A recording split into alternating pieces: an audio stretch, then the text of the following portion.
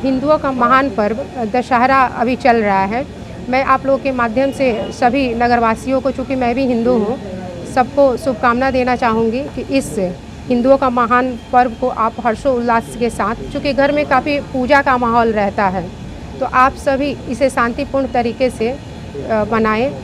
और अपने खासकर मैं माताओं और बहनों से आग्रह करूँगी, क्योंकि सभी इस त्यौहार में व्यस्त रहते हैं, उनके घर का माहौल जो होता है काफ़ी शांतिपूर्ण पूजा का एक माहौल होता है। तो मैं माताओं एवं बहनों से आग्रह करूँगी कि आप अपने मत को सही उपयोग करें और सही उम्मीदवार को चुनें। तो नारकीय जीवन पूरे शहरवासी जी रहे हैं, उससे मैं निजात दिलाऊं। मेरे पास कुछ मास्टर प्लानिंग है, जिसके तहत मैं सिवान शहर को कचरा से मुक्त और स्वच्छ वातावरण में शहरवासियों को रखूँगी। और साथ में जो जल जमाव हो रहा है, तो नालों का मास्टर प्लानिंग के तहत निर्माण कराऊंगी, जिससे शहरवासियों को जल जमाव से मुक्ति मिले। मुझे ऐसा नहीं लगता है कि मेरे प्रतिद्वंदी कोई हैं, क्योंकि मैं अपनी लड़ाई स्वयं जनता के बीच लेके जा रही हूँ और दूसरे प्रत्याशी को मैं नहीं देखती हूँ कि वो स्वतः जाते हैं। आप देखे होंगे कि मेरे पोस्टर पे सिर्फ मेरा ही फ़ोटो होता है, सिर्फ मेरा ही नाम होता है, और बाकी किसी जो प्रत्याशी हैं, किसी एक प्रत्याशी का आप नाम नहीं बता सकते जिनकी अपनी खुद की पहचान है। BA, BCom, BSc, MA, MCom करें विश्व की सबसे बड़ी यूनिवर्सिटी इग्नू से। सॉल्व असाइनमेंट्स और गाइड बुक्स प्राप्त करें। संपर्क करें Mahakal computers, DAV PG college के पास, पंच मंदिरा मोड़ से दाहिने, सिवान। ये तो थोड़ा बहुत बाल दिख रहा है, इसमें थोड़ा बहुत बाल दिख रहा है, लेकिन ये भी नहीं था बाल। ट्रीटमेंट चलाने के बाद से 4-5 महीना बाद ये सब बाल दिखने लगा। क्या आप गंजेपन से, बालों का झड़ना, टुनकी आदि से परेशान हैं? अगर हाँ, तो आज ही संपर्क करें फरीदी हेयर क्लिनिक, दरबार सिनेमा के ठीक सामने, मेन रोड, सिवान। नगर निकाय का चुनाव होने जा रहा है और 20 अक्टूबर को मतदान होना है, और कल हम लोग को सिंबल भी मिला हुआ है। 1 नंबर में कप प्लेट मेरा चुनाव चिन्ह है, और मैं आप लोग को प्रेस कॉन्फ्रेंस करने का मेरा उद्देश्य था, क्योंकि मैं अभी तक प्रेस कॉन्फ्रेंस नहीं की थी, और मैं आप लोग के माध्यम से जनता को बताना चाहती हूँ ये अति पिछड़ा महिला के लिए पद सुरक्षित है। तो मैं सभी सिवान वासियों से, नगरवासियों से आग्रह करती हूँ कि आप अपने बीच ऐसे उम्मीदवार को चुनें जो आपके बीच के समस्याओं को रख सके और सदन में आपकी बातों को उठा सके और सिवान का विकास हो सके। आप लोग लगातार देख रहे होंगे कि आजकल जो सिवान नगर की जो दुर्दशा है सफाई को लेकर, चूँकि हम लोग का लगातार सभी वार्डों में दौरा चल रहा है और वहाँ की जनता में काफ़ी आक्रोश है देखने को मिल रहा है सफाई व्यवस्था को लेकर। तो मैं आपके माध्यम से जनता के बीच अपनी बातों को रखना चाहती हूँ कि अगर जनता मुझे मौका देती है तो निश्चित मैं सिवान का जो स्थिति है उससे निजात दिलाने का प्रयास करूँगी। मैडम, आप पहले भी 2 बार रह चुकी है, तो बहुत सारी समस्या है, तो इसका समाधान नहीं हुआ। हाँ जी, आप सही क्वेश्चन कर रहे हैं। आज से 2 टर्म पहले मैं नगर परिषद की चेयरमैन थी। उस समय संसाधन नगर परिषद का कम था, जो सफाई का हैंड्स था वो नगर परिषद के पास जो था उससे हम लोग सिवान का सफाई करते थे। तो आप अगर 10 साल पीछे जाएंगे, आप भी सिवान के हैं, या फिर यहाँ के नागरिकों से बात करेंगे, तो आप पाएंगे कि आज जो व्यवस्था है 10 साल बाद और पहले जो 10 साल पहले था वो इससे बेहतर था। सफाई को लेकर जल जमाव की भी अभी जो समस्या है वो नहीं थी, जबकि हमारे पास संसाधन कम थे।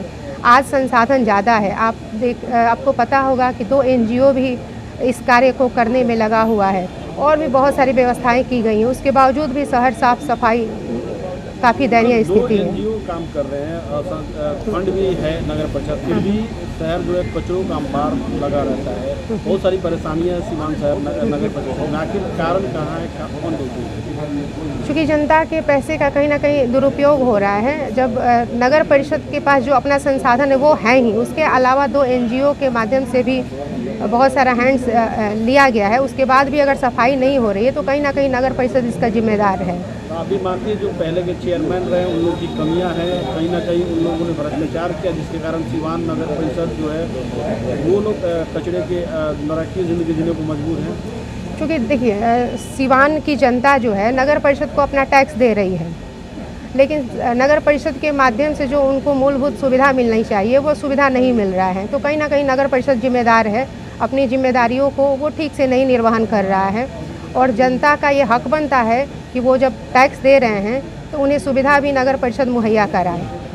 क्या प्राथमिकताएं रहेंगी आप अगर नगर परिषद की अध्यक्ष दोबारा बनती हैं तो क्या सबसे पहले तो मेरी प्राथमिकता होगी कि अभी जो नारकीय जीवन पूरे शहरवासी जी रहे हैं उससे मैं निजात दिलाऊं। मेरे पास कुछ मास्टर प्लानिंग है जिसके तहत मैं सिवान शहर को कचरा से मुक्त और स्वच्छ वातावरण में शहरवासियों को रखूंगी।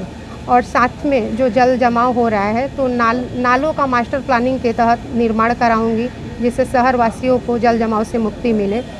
और भी बहुत सारी योजनाएं जैसे यहाँ पे बुजुर्गों और बच्चों के लिए खुले हवा में सांस लेने का कोई ऐसा स्थल नहीं है जहाँ पे घर के सदस्य जाएं अपने परिवार के साथ और कुछ समय व्यतीत कर सकें। एक सवाल है, बीजेपी की आप नेत्री हैं और बीजेपी के एक और नेता जो हैं वो चुनावी मैदान में हैं। कई नेता बीजेपी के उनके साथ दिख रहे हैं, जिला उपाध्यक्ष तक उनके साथ दिख रहे हैं और आपके साथ कोई नहीं दिख रहा, तो क्या माना जाए बीजेपी बबलू शाह को सपोर्ट कर रही है? चूँकि मैं हूँ भाजपा की जिला उपाध्यक्ष हूँ और पार्टी किसी को उम्मीदवार नहीं बनाई है।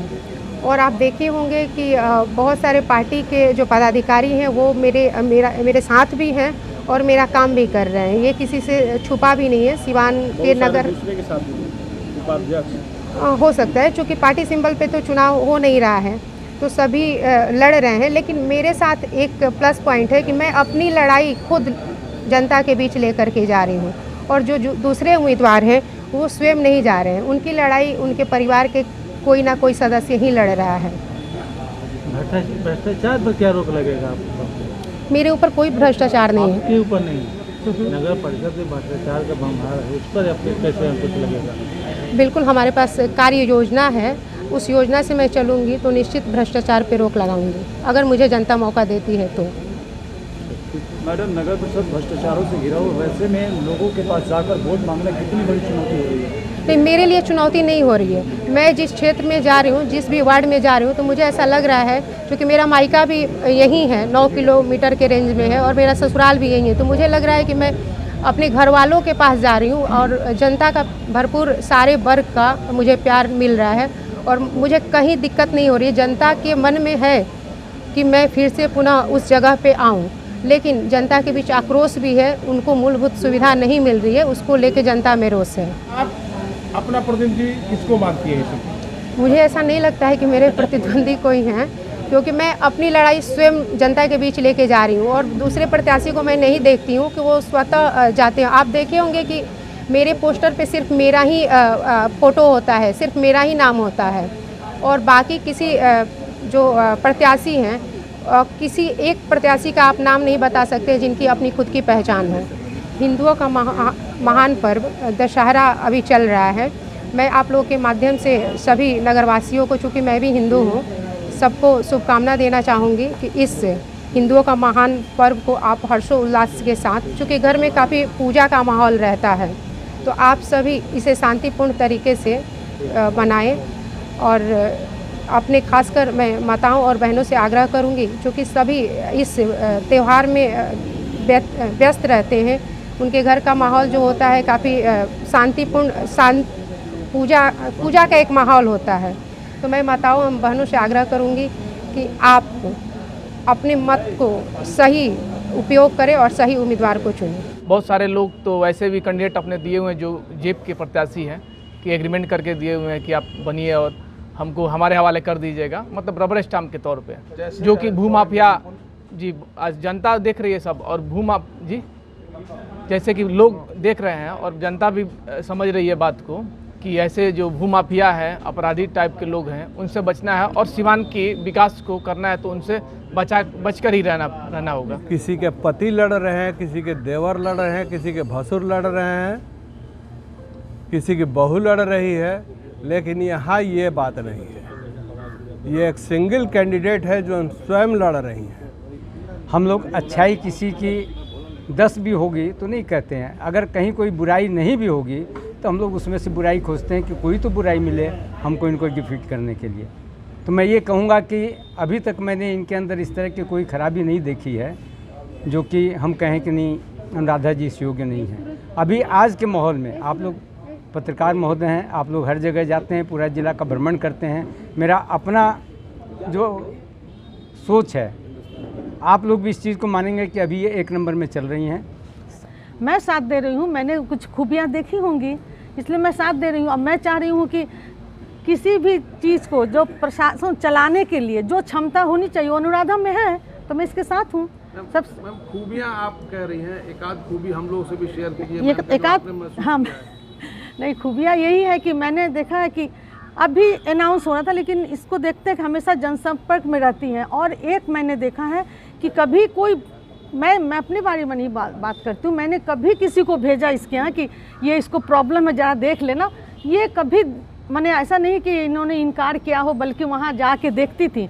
तो मैंने 2-4 बार वॉच किया है कि जब मैंने पब्लिक को ज़रूरत पड़ती है, जब भी किसी आम जनता को कोई सुविधा देने की होती है, बा सरकारी जो होती है, जो आता है सरकारी जितने भी योजनाएं हैं उसका लाभ जहाँ तक होता है अभी कुछ ये इनके पीछे कोई लश्कर नहीं चल रहा है, अकेले हैं, अपनी पहचान है, 2 बार रह चुकी हैं। आप लोगों ने देखा है कि उस दरमियान नगर परिषद की क्या स्थिति रही, बहुत अच्छे ढंग से इन्होंने चलाया है।